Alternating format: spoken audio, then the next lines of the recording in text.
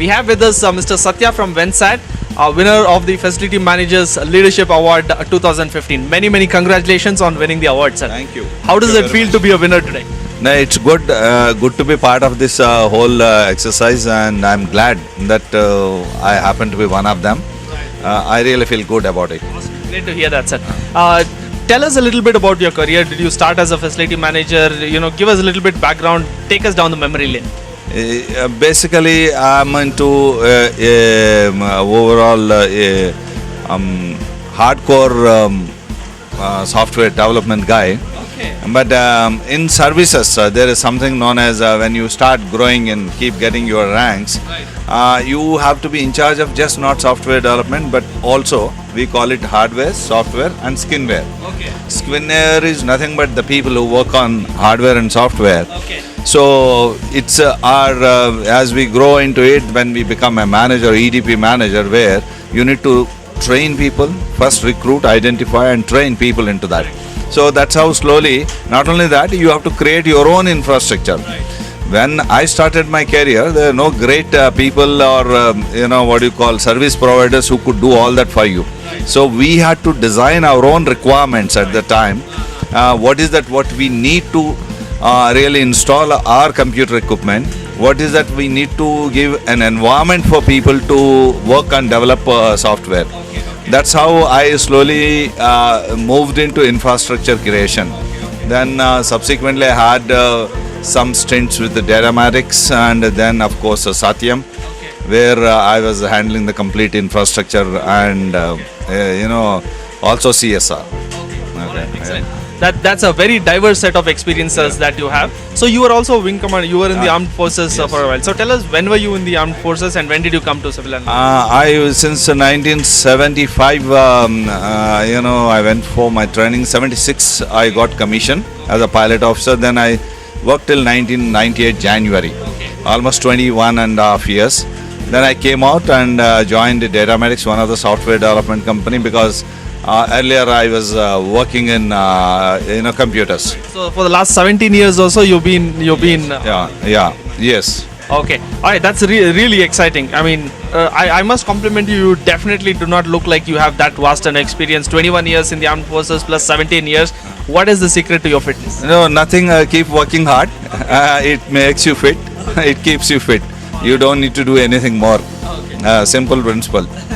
Very nice principle. I want to ask you, there are several people who are watching this video who are youngsters who have just started their career into facility management. If they want to become leaders like yourself, what is your advice to them? No, the simple advisement, you need to understand the requirement of end client. It could be your own employee, or it could be your own boss, or it could be a third party. If you understand the requirement and analyze, probably you would be the best facility FM guy, because you have to meet that requirement. So if most of them, they fail to understand the basic requirement and they start traveling into the wrong direction and end up somewhere else in no man's land. So as long as you understand the requirement, analyze the requirement, same time you need to keep pace with technology.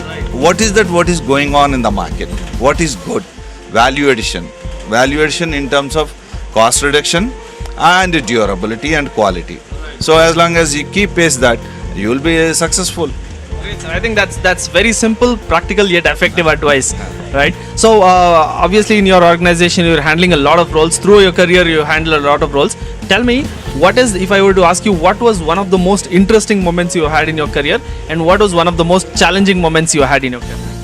No, interesting is when I started graduating from software developer to as a overall entity as an EDP manager, starting from identifying people, recruiting people, then training them, and then making them develop and deliver. That was a real excitement. And the challenging moments were there, a couple of them, particularly when we were moving into BPO segment, which took on about 10 years back, I would say. That is a real BPO boom. When we had to move into it, there is a huge requirement of support required for BPO operations, because there are real-time operations. If you lose a minute, means you lost something, and some calls dropped means you have lost that business. So there is no, you don't have much leverage to play around. You have to be at it because they're all live, transactions. So that is where we had real challenges, particularly Indian scenario. We have too many strikes, too many bans, too many problems. With all that, still you have to work into various other countries' timelines and continue to deliver irrespective. It could be Diwali, it could be Dasra. It's not there in US, you see, or Europe. Still you need to deliver. That was a real challenge in the initial days. Subsequently, it got to a great extent people could get organized. The service providers, they themselves have come up to a great extent. They came out of the learning curve. They understood. They got into real process mechanism. That's how we could do it. But initially, it was real challenging when BPO has moved into India. Yeah. That's a very interesting story. Really excited to hear that. I'm sure there are a lot of things that you're handling in your organization at this point of time. What is the most interesting and exciting initiative or project that you're handling right now? No, as of today, if you genuinely ask me, creating virtual environment where now you don't want everybody to come sit and operate from the table. First of all, it proves expensive. And number two, you don't require when the communication technology has improved, the bandwidth has improved so much. So making people work from different places. It could be a market, it could be a park, it could be home, and yet deliver is really very interesting and challenging to train them and to tune them to come up to that standard and deliver.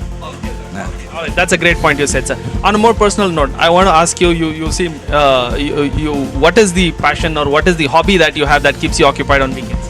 No, I have got multiple. One is gardening. You see, I gardening in the sense more of I bring out plants which are ornamental plants, not great to eat or distribute, but they look too good on trees. So those kind of plants I keep bringing, and also I bring birds from various country origins. I bring them up. So I have I keep myself busy with and a little bit of photography. Very nice. You must be having a very interesting garden there. Yeah, I've taken some huge space and I brought up some plants, including different varieties of mangoes, etc. Yeah, we have. Fantastic. It was really good speaking to you. Thank you so much for your time, and congratulations for winning the award. Thank you very much. Thanks. Hi, I'm Shrikant Acharya and I'm the CEO of OffiNeeds.com. We help businesses to plan and purchase office stationery and daily office supplies. Hi, my name is Gautam. I'm the founder of Neosystic. We help more than 500 plus companies go green and do water conservation. If you watched this interview and you really liked it, you should visit www.fmwalloffame.com to watch several more interviews like these. Do not forget to like, share and comment.